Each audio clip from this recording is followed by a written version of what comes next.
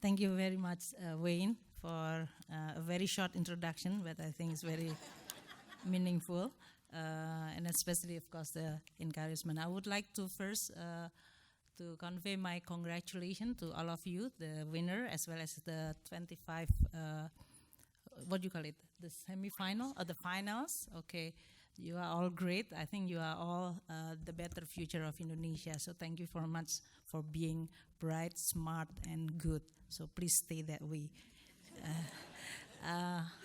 Very good morning to all of you. It's really an honor for me to be here. It's also a privilege to come back to Washington, D.C.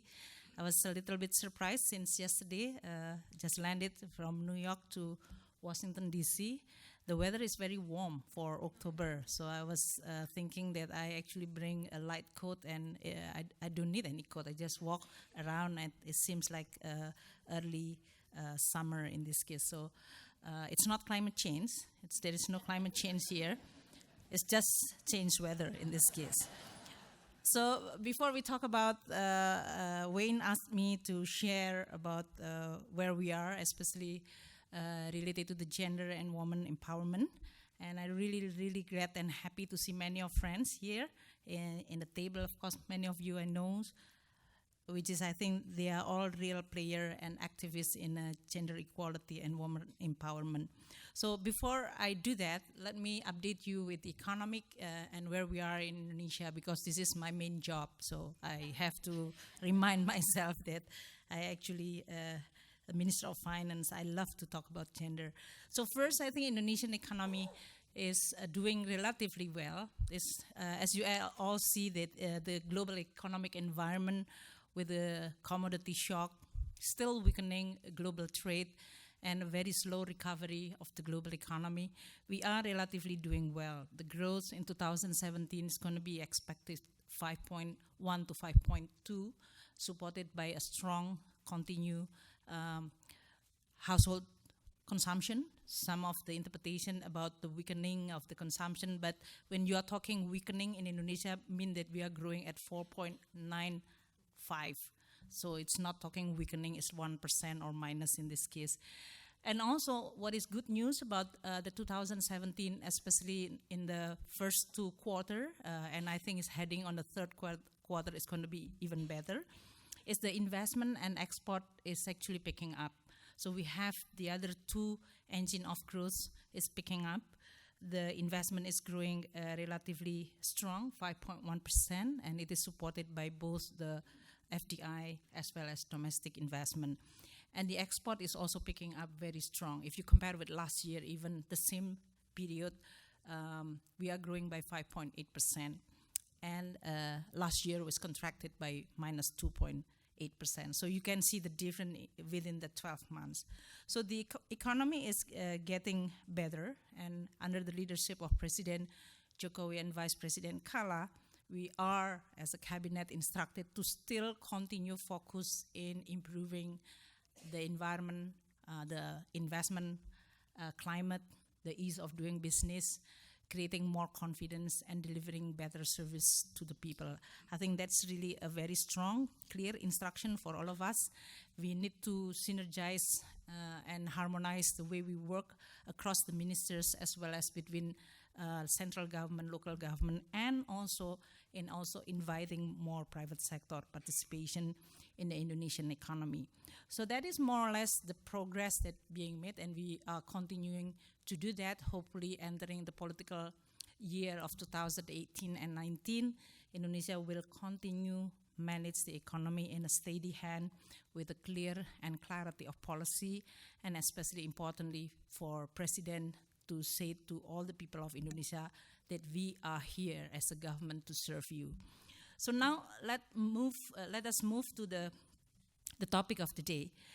When we are talking about the role of women in Indonesian economy, I think I will make a couple of notes regarding this. And maybe it's not really that different, but this is also important to highlight. First, when you mention about basic education, or what you call it equal opportunity, Indonesia made a lot of very, very important progress. You are mentioning about the access to education. Then Indonesia have a 1-to-1 ratio between female and male student. This is not really a problem anymore. Or even in this case, in some of the degree, the female student is actually higher than male. I think this is something which is very encouraging, although maybe not surprise for all of you, because girls usually focusing better than boys. The boys, when they are still very young, they have very, what you call it, they are not really structured. They love to play. It doesn't mean that they are having a different IQ, it's just a different attention in this case. There is a biological difference, and we have to recognize that. I think one of the research that I forgot, I read it in the Washington Post saying that maybe the way that we design class and classroom and learning process between girls and boys should be different so that we can have the best optimal use of these two different gender. But sometimes this is also a dilemma because we really want to make them more or less equal, that you are not really feel that you are different between boys and girls. And for girls, many different places in the world, they are still not as lucky as the Indonesian female student, which they are not even have the opportunity to go to school because they are not allowed by their family or because of the economic reason in this case. So for that, Indonesia scored a very good progress. But in economy, I think we are still making a lot of progress. A lot of challenge faced by many of women in Indonesia. Let's look at our GDP. The GDP in Indonesia, more than 50%, that is the economy, is actually played by the small and medium enterprises. The SME in Indonesia is also absorbing more than 95% of labor force. And even if you look at the SME, which is usually a little bit informal and not more flexible in hours of work, the woman role in terms of ownership, then can explain, is actually large. That is more than 50%, because they actually, the informal, small, medium enterprises. And the growth of the small, medium enterprises owned by the woman is actually very high. 8% a year. So this is just to show that the Indonesian economic, the Indonesian woman is actually really have a skill, aspiration, and want to play an active role in the economy. Some reason maybe which is less favorable, saying that, well, they don't have any choice. They have to work to finance their family. But this is more a negative, pessimistic interpretation. You can also have a more optimistic interpretation by saying that women in Indonesia is actually have a skill, aspiration, and the ability to contribute in the economy. But if you move in a more formal sector, on a labor force, in the formal sector, the woman labor participation rate is only 32%. If you compare with the man, which is 68%. Even if you are going to put it in an informal sector, the woman labor participation rate is only slightly above those formal, that is 40%, versus the male, which is 60%. So this is actually then explain quite a lot about why woman participation is less when especially you are dealing with a more formal structure. There are a couple of course, you can identify. First, the inflexible working hours. When the woman have to do at least two, I'm saying this at least two, that is the motherhood, and as a mother, then they have to choose between whether I'm going to have a family or I'm going to pursue my career. So they are doing these two functions, that is as a professional and as a mother. Then this kind of burden is going to be not evenly distributed between male and female. It's going to be female, a woman will carry more burden by nature or by social, cultural in this case. And that make the woman have more obstacle and challenge to participate in the formal sector because of inflexibility. That is from the supply side. The demand side, from the company and industry, they also by design selecting women out or they are more favor to a man. Because when you recruit a woman and they see that, soon she's going to have a baby, first pregnant, then asking for 3 months. After that, maybe she will have a lot of excuse, my children, I have to go to the doctor and so on. So a lot of excuses, and that's why they say that it is much more cheaper and more reliable to recruit a male worker rather than female. This is something which is, I think, not unique in Indonesia. But there are a lot of policy debate regarding should we or could we relieve the burden of a woman in order for them to be able to have it all. You can call it you have it all, meaning that you want to have, as a woman, a family, having children, but also at the same time pursuing your career. On the business sector, we also have this kind of situation for women, which is, I think, it's just telling again and again about this kind of opportunity, but also a challenge. If you look at the exporting company, this is one of the survey by the United Nations and WTO survey in Indonesia. The exporting company in Indonesia is only 17% owned by women. And only less than 1/3 of those exporting company has a senior management position woman. So it's very, very few. This is just, if you talk about statistics, you are going to then applying in many different professional, parliamentary position, ministerial position. We usually said, 3 is enough, 6 is too many, and it's really depend on what position. Maybe if we are going to have a 3, just put it in all the portfolio, which is really woman type of portfolio. That kind of thing is something which is, Catherine is loving because she knows that kind of situation that we are having.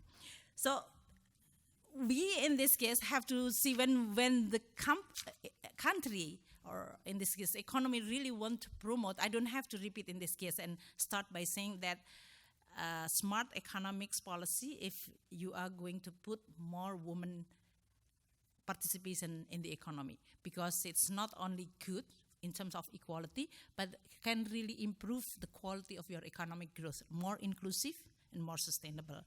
But in order for you to achieve that, a lot of things that need to be done from the policy point of view. So that's why from the policy point of view, the approach is going to relieve or reducing the burden of women to participate, to be able to participate in the labor force, especially in the formal sector, whether this is related to the child care, support, maternal leave and paternal leave, mandatory, paid, of course. I don't know whether the company sitting here is giving that. You should really look at it, and I think you are going to have this kind of contribution to the economy. So in Indonesia, what we are doing is trying to promote that. From the Minister of Finance point of view, we try to introduce what you call it a budget tagging with this gender mainstream or gender affirmative in our budget. And I have to admit that this is more formal policy approach. We are really have to do more in order for us to be able to really look what is really the policy that can make a difference in terms of providing equal opportunity for women to pursue career while they also want to have their, what you call it, personal interest in having a family and a good family to be there.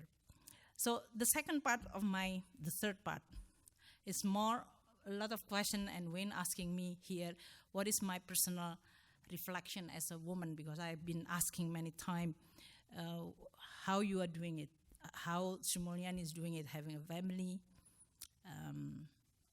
and also career. If you ask about the first Minister of Planning woman is Sri Mulyani. The first Minister of Finance woman is also Sri Mulyani. The first coordinating minister also acting in this case for 18 months is also Sri Mulyani. The MD, COO of the bank, the first woman is also Sri Mulyani. So why she achieved quite a lot? Why you achieve a lot of those kind of position and yet you have it all. I have a wonderful family, a very good supporting spouse, which I think he's here. Where's Patoni? Oh, he's there. And of course, a very also wonderful children. I think I will give you and share you with 4 things in my own personal experience. First, the important role of the role model. Having a role model is very important. And for me, it's not difficult because when I was born, I come from the 10 children of one family, one mother, from one mother, have 10 children. And my mother is not a housewife. She's a professor and earned a PhD while she's having the 4th, the 5th, the 6th, the 7th, the 8th, and so on. So we really witnessing how she actually continue pursuing her education and at the same time also pursuing career while also taking care of all of us. And we don't see it as really something big deal. It's just so seamless, so capable in this case. So that is really a role model that for us, 6 women out of 10, having a higher education, pursuing career, and having a family, taking care of 10 children is not impossible. It's something which is doable. So we never feel constrained with that. Second one, I think the most important, and this has also happened in many, I visited during my old capacity in the World Bank in many countries. What is the constraint of many women to pursue their education? Is the first, usually that they need to overcome, or there is a blessing in this case, is if you have a family to support you. Because usually the father is not allowing you to go to school, the husband is not allowing you to go to school, to go to work and all those things.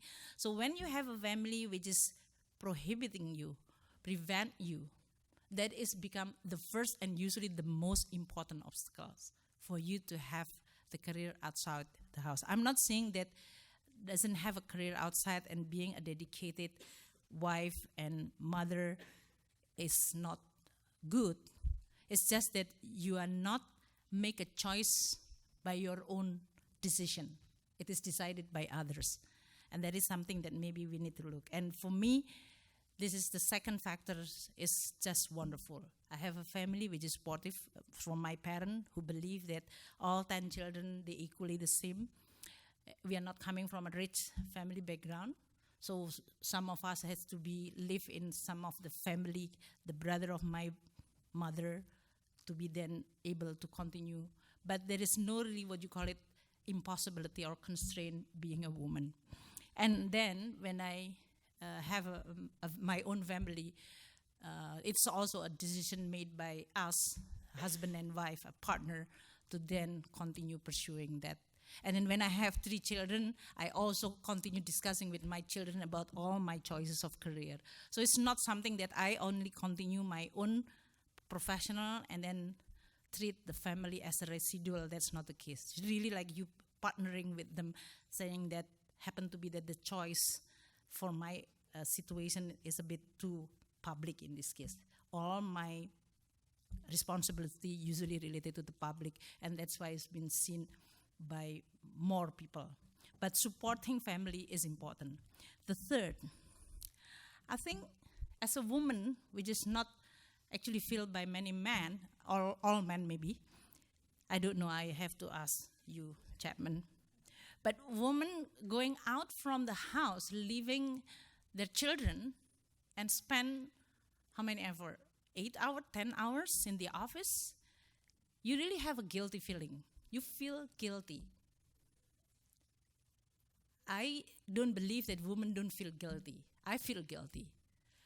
But then you should compensate this guilty feeling by doing better. You use your time in your office to compensate those guilty feeling that what justify you leaving your children if you're not doing something worth. It should be beyond excellent. And that's make you have instilled in your ambition, you want to do better or beyond better in this case, It's not because you want to impress your boss or you want to impress others. You just feel that I have an opportunity time, lost opportunity to spend my valuable, precious time with my family to pursue this career. Then I have to be good in order for me, to then I can explain it to my family that actually you are doing a good job, a job that is actually make you healthier in terms of your personality, wiser, and also most importantly, you do better for other people. So that is, you treat your guilty feeling in the right way, in a more constructive way, that then make you more like a fire in your belly. You want to do more and better. And the last one, I think I would like to share with you all, being woman, please encourage and empower other women. Because that is very important. Not all women have all this, the ingredient of good role model, have the supporting family, and also maybe the right motivation to pursue their career. So when you are in a position, any position, lower management structure, position in the middle manager, or especially when you are on the top, you really have to empower and encourage. And sometimes, or most of the time, you do coaching. Don't also follow the stereotyping, oh, usually the woman is like that. That is your battle. Fight against the stereotyping. I think because I've been pursuing my career in international institutions like World Bank, in Indonesian culture institution like Ministry of Finance, they always say that when the woman has been working together, they actually is defeating each other. They are not working to strengthen each other. They are competing. And this is something that as a woman, maybe all of you, especially those who has a responsibility, has a structure, who has a subordinate and all other that need to have your attention and coach, please move and pay attention beyond yourself, especially when you are in a top position. It is not about you, it's about other. This is the caring element of a woman. It should be the strength that you should use it and keep it while you are also pursuing your professional career. So with that, I would like to close, of course, that this is my personal experience, and I do hope that those 4 things is valuable enough for many of you. I know this is not an audience, but I look at much more the younger generation. You are all still in a very early time for you to pursue. It's not going to be easy and rosy journey. But whatever you are going to face, it's just worth it. Because I think God created woman with a very beautiful mission. It's only woman can do it. Thank you.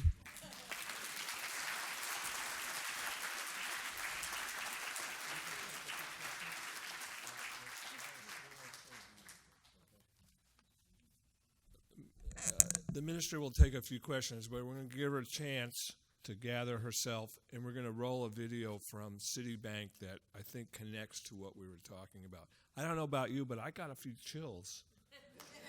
You know, maybe the weather. So I was thinking back to my mom, you know, and some of the things she did. Anyway, let's roll the Citibank. Do you need me to run? Citi Indonesia supports youth economic opportunities by partnering with Junior Achievement Indonesia under the program Youth Entrepreneur Initiative. This program has given positive impact to more than 27 students from 85 schools in 6 cities in Indonesia. We are very, very proud to have been associated with Citi and their support of SMRN Tiga in Semarang. These 4 young women from Semarang achieved the position of number 2 right throughout the Asia-Pacific area. And they are role models now for future generations of student company competition members to excel and achieve even greater success at the Asia Pacific level. Program tentang kewirausahaan melalui student company di SMA Negeri 3 ini sangat positif sekali karena berkaitan dengan pembelajaran di struktur kurikulum tentang pendidikan kewirausahaan. Saya sangat bangga dan memberi apresiasi siswa putri yang mengikuti, yang berhasil memenangi Youth Entrepreneur Inisiatif yang diselenggarakan oleh Citibank dan Junior Achievement. Pekerjaan mereka pun kemarin juga banyak yang didesain, termasuk desain tasnya, desain produk-produknya, sampai dengan kemasan itu secara manual juga didesain oleh siswa putri. Saya mempelajari banyak sekali hal, mulai dari karakteristik konsumen, kemudian media untuk memasarkannya. Jadi di sini jelas kemampuan saya di berbagai bidang juga meningkat, tidak hanya di marketing, karena kan kami itu bekerja sebagai tim. This proves that the girls have high energy and very enthusiastic. I believe that if they were given the right guidance and mentoring, they can grow more their abilities and achieve more, of course. Kita memberikan presentasi dari bagaimana cara membuat bisnis plan, kemudian menjual produk, kemudian produk apa yang diciptakan oleh siswa-siswi SMA Negeri 3 Semarang. Helping and encouraging women to progress, not only our employees, but also our communities and among the youth are some of the important things that we do at Citi, and we will continue to do so.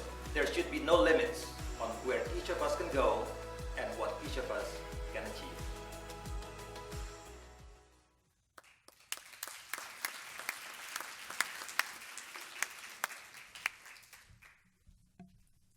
Okay. So we have some handheld microphones in different parts of the room, and I'll recognize the question. And students, you can also ask questions, anybody in the audience. So let me look around for a question. Okay. There's one right there in the gray. So wait for the microphone to come over to you.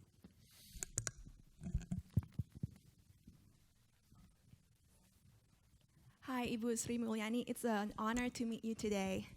My name is Angeline Lim, and I was an executive director for Global Entrepreneurship Program Indonesia back in Jakarta before I moved to DC. My son got sick. He is now 18 months old and needed heart surgery, and that's why I'm here. And so now I'm currently a housewife doing a little part-time consulting. As you know, people have said that the first 3 years of a kid's life is very important for their development. So my question is pretty simple. Have you ever taken the time off during the early life of your kids to take care of this important time? Thank you. Okay.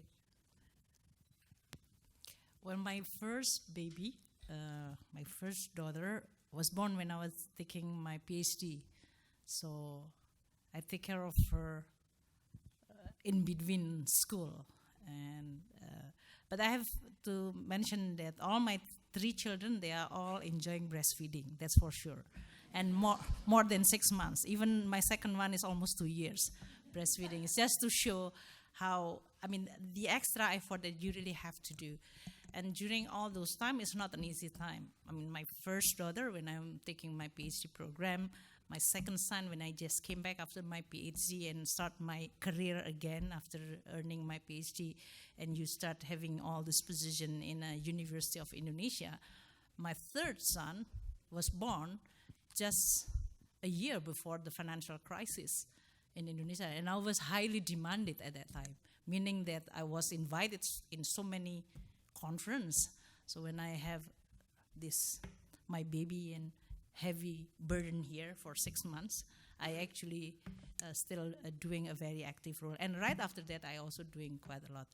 So yes, I'm not taking, apart from these 3 months, which is mandatory, but even within these 3 months, I am not really obeying totally 100%, but also doing, for example, going to the class or teaching, because at that time I'm the teaching assistant when I took my PhD program. So yeah, you really have to have an extra time, less sleeping, I guess, in order for you to really enjoy. The most important, maybe your emotional being. I mean, if you don't feel that I'm forced by the situation, this is not the kind of activity that I like, then it is resonate in your children feeling. But you really doing it, you don't feel like this is something, a burden, but you cherish every moment having the time with your baby, then I think it can be managed beautifully, I think. Used beautifully is just like a leader who loves to do the adverb. In this case, yeah. Hi, good morning. Okay. Good morning, Ibu Sri Mulyani, and thank you very much for coming here and sharing with us. I have a question. My name is Arsvita Alamsha. I studied mechanical engineering at the University of Maryland, and I have a question in here. So one of the driving aspects of a country's economy is the industry, and perhaps it's going to be in manufacturing and production sector. So technically, we should add more women in STEM field, in science, technology, engineering, and math.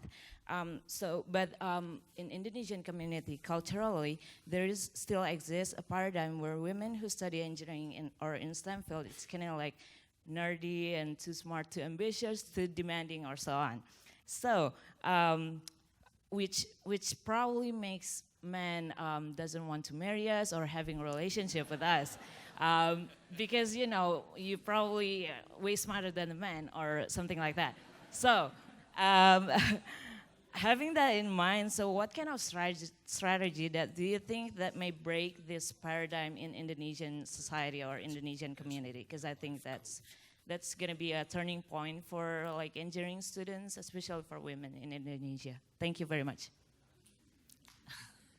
First, I don't believe that there is a genetical difference between women and men or boys and girls in terms of what is the area that they are good at.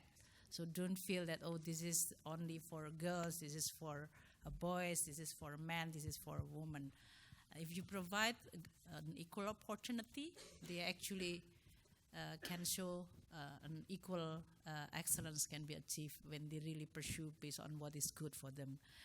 The second one, my advice, I think the relationship between man and woman, whether they want to marry a smart woman or not, you should ask men in this case. But I don't have any cultural difference in this case. All men created the same. They have an ego just like us, but they are much more vulnerable ego than a woman. Okay? So, given that, you really have to treat them very carefully without saying that you have to pretend to be different human being. I mean, it's just a partnership. If you believe that you want to make a life together, meaning that you really have to understand the other partner. Doesn't mean that, oh, I'm smarter and that's why you have to recognize me. My advice to you, you should ask my husband.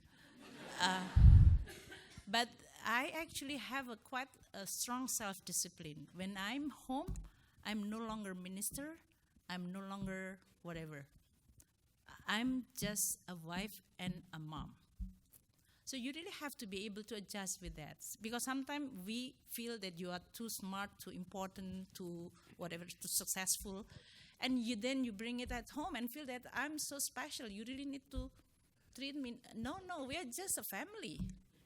We are part of family. You want to make a family together, then you act and contribute according to this idea of family. It's not that I'm win, I'm lose, I'm successful.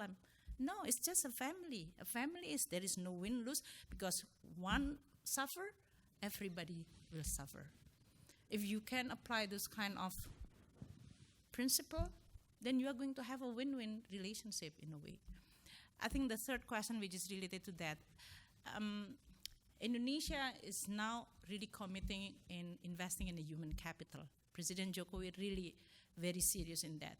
He really look at many of the poor family which is not yet have an opportunity to pursue their education, and that's why we have what you call it Kartu Indonesia Pintar, which is actually providing for all, especially poor family children, not to drop out only because of family income reason.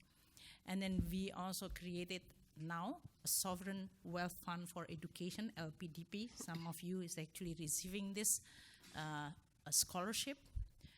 And I don't see there is in this case that there is a difference between a male and female student who want to pursue. So just be confident, follow your passion, but don't forget about your human dimension and humanity, that you just normal human. You need somebody to love, you need also to love somebody. And that's why this has nothing to do whether you are having a career or not. It's just that you want to create that relationship. So I think that's what we are doing, and science and technology is the area that we want to pursue more. On LPDP, for example, we want to have a much more heavy on that, and we do hope that there are quite a lot of very wonderful students which actually pursuing a higher education, master and even PhD in the science and technology, a woman, and they don't feel that they then converted to act like a man in this case. They just continue a woman, and they're just wonderful in this case.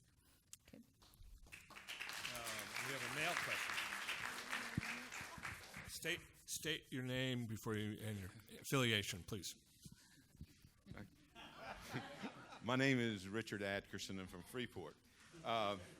During the, it's hard to think about it, the 5 decades of my career, you and I have talked about this. I've seen women come into the workforce, and now it's changed so much positively. And your comments are really thoughtful, and I appreciate it, and particularly your point about women adding to the value of the economy and what an expansion that is. You commented today there are women in senior positions who can mentor and coach other women. As you were coming up as a Pathfinder, you didn't have that available to you. Do you have any comments for us men here today about how we should be mentoring women in our workforce? Richard, thank you so much for this question. For all of you who don't know Richard is the one that I'm now negotiating on the Freeport. So this is like a... We had an agreement not to talk about that today. That's true. We have a lot of agreement, and some need to be addressed, okay? Okay, so we respect each other in this case, which is important for any relationship, right? I think this is really a very good question. And when I finished my speech, and I said, oh, God, I forgot one thing. I should speak to the men in the room. Because many of them, in all my career, I also found some people who really pursuing and firmly believe in empowering women, and they are all men. And sometimes it's only because of personal reason. It's not because they believe in it. First, my dean in University of Indonesia, Pak Doro Jatun, he's also very strong in supporting a female faculty member to continue. And when I asked him, because his 3 children, they are all girls. So there is really a growing affection and also belief, and they hope that their own children is going to have an opportunity, and by they also creating an opportunity when they have a position. And many of them is really doing it because of that personal reason. I do really ask a man in this room to actually ask yourself, I mean, look at your own mother, your spouse, a mother of your children, and you can really appreciate how skillful they are. You still need to be convinced about the capacity of women? I don't think so. But you really have to be very honest. Sometimes because the men in their career, they're taken for granted that everything is just the same. Just be understandable that women facing a much more challenging task. We don't want to be treated differently and special, but you just understand that. And by doing that, I think then you are going to create a much more space for a woman to thrive. And also in terms of mentoring and coaching, it's not really more like a patronage or what do you call it? Patronage. I think you really want to treat, for those who's actually still because you are CEO or Richard, then you know that you have. But I think Catherine is much more skillful than the CEO. I think you can provide more responsibility for a woman to be able to then show their strength. Sometimes you need to provide more assurance and give them a confidence, because not many women feel that, oh, is this right for me? The question from the second,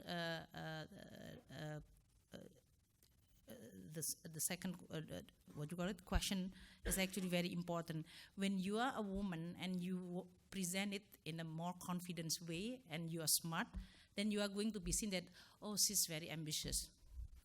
This is the kind of woman that I don't want to get involved. This is like intimidating. So when woman have an ambition, she is perceived as someone which just have a negative character. While if a man have an alpha male ambition, you are going, oh, this is good. This is the right motivation. This is the kind of stuff that I really want to recruit. But if you see the woman with those kind of character, you feel like, no, this is not going to be good. So if you at least reset your judgment by providing more neutral and by asking yourself, are you treating equally? I think that will be really also encouraging for many women. But of course, in this case, my advice to also women, that because of that sensitivity, the women need to be smarter. And really, like, you can pursue, become firm, determinant, ambition, and also have the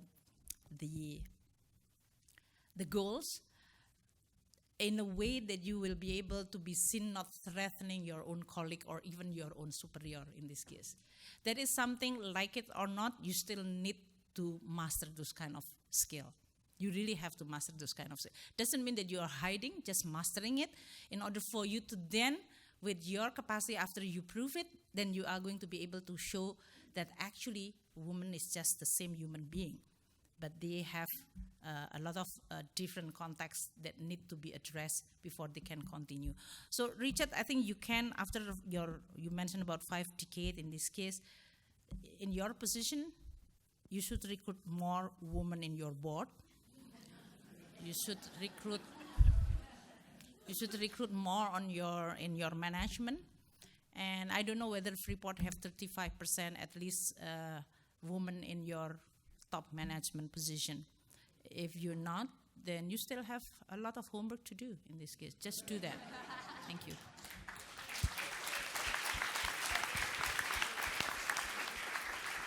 I think we have time for one more question. And I think it's hard to know who to go to. Yeah. Can I? What? Okay. A student over here.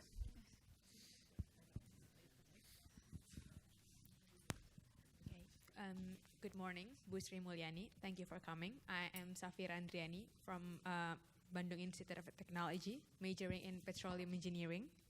So right now I'm still kind of confused, like just any other teenager. What should I do?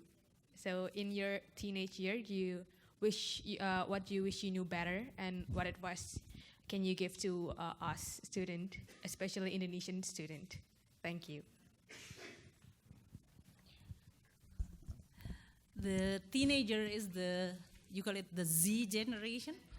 Yeah, my teenager and your teenagers is really different because you are facing a much more complicated world. because you have a lot of access now. In my time as a teenager, it's actually in the school which is just shown by this, the city, is actually my high school. So that the SMA 3 Negeri Semarang it was my high school. So most of my teenager is in that high school. It's a good high school. I don't know, maybe Citibank choose this high school because that's the former Sri Mulyani's high school, or I don't know. But that's really a very good school. First, what was my activity when I was a teenage? You really do both the academic and non-academic equally. It's just exciting. You have a lot of energy. I don't know. I think they sleep less. They have a lot of energy. You have a lot of imagination. So I did quite a lot of sport. So I was in a volleyball team. I'm in a basketball team. I participate in a karate, although I'm only end up with a green belt, not even, but I did like 30 kilometer running without shoes. That is what, so a lot of, and my parents they both an educators, so they know exactly that their children, 10 children, a lot, they have a lot of energy, so they mandated us to participate in a extracurricular activity, just to make sure that we are not going to that activity which is then smoke as a smoker or whatever, the drug and so on. I also, academically, I'm okay in this case. I always feel that I'm not that smart. I feel constantly that I'm not smart because all my older brother and sister, they always have the first rank in their school, not in the class, school. And that's really something which has intimidated me. And I feel until my junior high, I feel that I'm maybe the less perform in the family. Because my younger children, younger sisters also have those kind of academic performance, and my older sister and brother, they are all very smart. So I feel that I'm a bit inferior, and that's why I'm doing a lot of physical activity outside the school to compensate. But then I end up become the first rank in my high school. I don't know why. Maybe I feel like, I happen to have a very good classmate which is not smart enough, so that I become smarter. I feel, I still constantly feel that way. Of course, my friends now are offended because they're really smart, actually. So that was, so my first point is that use a lot of your energy, young energy, which is almost unlimited in this case, and use it for things that can really grow your personality. Leadership, skill, social skill, these are all very important. Make a friend, having organize, and sometimes have a conflict, and which is, I think, is good for you to then come up with the situation in which you have to solve. So that kind of thing that you really need to enjoy. In your situation today, I think you have more facility to access a lot of information. So I think you have quite a lot of issues to discuss. I always feel that when I came back to the campus and see many of my students, University of Indonesia now have all the Wi-Fi, so you actually can access all the information. So you really have to find a choice of information that you would like to access, and then discussing with your friend. And my third advice, please be friend with those who's not similar to you. Don't just be friend and have a friend, close friend, which is exactly the same like yourself, the same religious, the same ethnicity, the same class, and so on. Try to always train yourself to accept differences, because that will make you a much more complete human being, to understand differences. And that will, when you are pursuing your career and your school, you will be trained in actually respecting differences. And that will be very useful in your life. Because even your own sibling, you are different. If you cannot cope differences, then you are going to end up with many of your life you are frustrated. Why people doesn't understand me? Why they don't understand me? Why they cannot accept me? So you always like asking why, and without thinking about why am I not going to? Why can I understand other people better? That is maybe something that you really need, and especially during this time, globally, people feel that being different means that you are no longer my friends, no longer my family, and that's really make the world is becoming unsafe. So please really train yourself to actually equip to have this kind of very important characters. Thank you. You have one more.